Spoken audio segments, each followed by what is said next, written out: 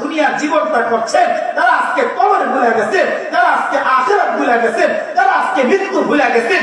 শুধু তাদের দিলে একটা ভাবনা দিতে চাই যে দুনিয়া আমার কিন্তু থাকার জায়গা না, দুনিয়া থাকার জায়গা কেউ থাকতে পারে, দুনিয়া কাউরে জায়গা দেয়।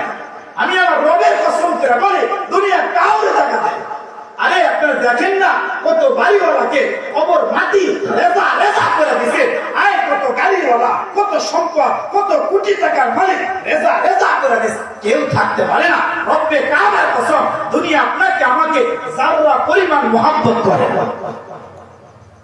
আরে দুনিয়া তো করে না, দুনিয়া তো আপনাকে আমাকে মহব্বত করে না, এটাও কসম করে বললে ভুল হবে না। দুনিয়াতে যাদের জন্য আজকে এত মেহনত, যাদের জন্য এত কষ্ট, যাদের জন্য এত কাজ, যাদের জন্য এত চাকরি, যাদের জন্য এত ব্যবসা, রব্বে কাবার কসম তারাও আপনাকে আমাকে মহব্বত করে না। ঠিক করেন না মহিলারা? শুনবো ঠিক ঠিক করে বলেন মহব্বত করে। আমি জ্বলন্ত একটা উদাহরণ দিই আপনাদেরকে, জ্বলন্ত একটা উদাহরণ দেয়। আমাকে আপনাকে আমার আপনার সন্তান মহব্বত করে না, আমার আপনার বিবিও করে না, আমার আপনার মা বাবা করে না।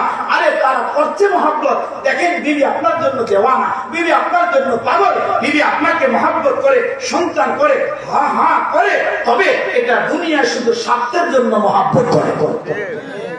কথা বলেন ঠিক ঠিক। আপনি আজকে মরে যান, এখন একজন মরেন না, কসম করে বলবো, এখন একজন মারা যান, আপনার লাশটা 1 ঘন্টা তোরা ঘরের মধ্যে রাখবেন, 1 ঘন্টা রাখবেন আপনার লাশ। যেমন আমি আজ থেকে 1 বছর আগে, গত বছরের কথা শোনাইতেছি, যুবা তুমি মনে করো তোমার বাবাকে মহব্বত করো। বাবা যারা আছে মনে করেন সন্তান মহব্বত করে, খোদার কসম না, না এটা তো বোঝা গেছে। আজ থেকে 4 বছর আগে যখন করোনা আসছে, করোনা এসে চোখে আঙ্গুল দিয়ে দেখা গেছে, ও কামরুজ্জামান যতই লাফালাফি করো, ও কামরুজ্জামান কেউ তোমাকে মহব্বত করে না, কেউ তোমাকে ভালোবাসে না। আরে আজকে মজা দেখো, সবাই তোমার পর সাথে সাথে হয়ে যাবে। হঠাৎ করে 2-1 ঘন্টা পরে তার বড় মেয়েটা আমাকে ফোন করছে, তার বড় মেয়েটা, তার অনুষ্ঠান সন্তানটা আমাকে ফোন করে বলে, হযরত আমার বাবা অমুক, আমি অমুকের মাইয়া, আমার বাবা তো দুনিয়ার থেকে চলে গেছে, আপনি সংবাদটা পাইছেন কিনা? মুসলমান ভাই, ওই মেয়েটা আমার সাথে যে কথা বলছে, এখনো পর্যন্ত কথাটা স্মরণ হলে আমার কলিজাটার মধ্যে কাঁপুনি দেয়া যায়। আমি বললাম, বলবে আমি তো শুনছি তোমার বাবা কবরে চলে, তোমার বাবা মৃত্যুবরণ করছে। এবার মেয়েটা বলে, হুজুর দোয়া করেন আল্লাহ যেন আমার বাবাকে মাফ করে দেয়। আমি বললাম, ঠিক আছে বোন, তুমি ধৈর্য ধরো, চিন্তা করো না, এটা রবের তাকসিম, তুমি মানে নাও। মেয়েটা হাউমা একান্তে ছিল, আমি মোবাইলটা কর্তন করে দিলাম। আমার দেখা গেল 1 ঘন্টা বলে আমাকে ফোন দিস। তখন একেবারে কনকনে শীত ছিল, কনকনে শীত, একেবারে এত প্রবল পরিমাণে শীত যে বাইরে মোজা ছাড়া হাতকে রাখা যায় না, পাকে রাখা যায় না। বাহিরে এরকম ভাবে শীতের কাপড় ছাড়া বাইরের মধ্যে হাঁটা যায় না।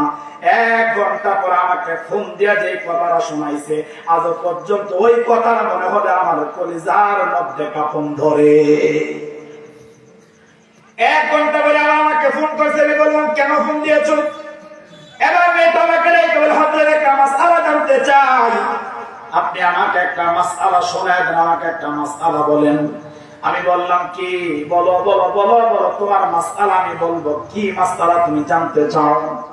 এবার মেয়েটা রেখে বলে, হুজুর আমার বাবা তো চলে গেছে, আমার বাবা তো মৃত্যুবরণ করেছে, আমার বাবার লাশটা এখন ঘরের মধ্যে রাখা, আমার বাবার লাশটা যে খাটিয়ার মধ্যে আমার বাবা ঘুমাইতো, ওই খাটের মধ্যে লাশটা শোয়া রাখছে। কিন্তু হুজুর আমার ঘরে 2টা ছোট ছোট বাচ্চা আছে, আমার বোনের আরো একটা বাচ্চা আছে। হুজুর আমার বাবার লাশটা দেখে সবাই ভয় পাইতেছে, আমার বাবার লাশটা দেখে আমার সন্তানগুলো কান্না করে, আমার বোনের সন্তানগুলো কান্না করতেছে, আমার বিয়ের ভিতরে একটা ভয়, লাশ কিভাবে ঘরের মধ্যে রেখে আমরা ঘুমাইব একটা ভয় হয়। হুজুর আপনি যদি অনুমতি দেন, তাহলে আমার বাবার লাশটা ঘর থেকে না আমরা বাহিরের মধ্যে রাখতে চাই। এই কথাটুকু আমাকে শোনায় দিয়েছে, আমার কলিজাটা ভেঙে গেছে। তখন আমি চিন্তা করলাম, রব যে বলেছেন, মাল হায়াতুদ দুনিয়া ইল্লা মাতাউল গুরুর। আল্লাহ কি বলেছে না, এই দুনিয়া কিন্তু বাবা কারো থাকার জায়গা না, এই দুনিয়াতে একটা খেলার মাঠ। এই দুনিয়াটার মধ্যে আজকে যতই হাসি তামাশা করতেছি, আরে যে সন্তানের জন্য এত মেহনত এত কষ্ট করলাম, এই বাবা মৃত্যুবরণ করার 1 ঘন্টা পরে সন্তান লাশ ঘরে রাখতে চায় না। আল্লাহু আকবার। দুনিয়াতে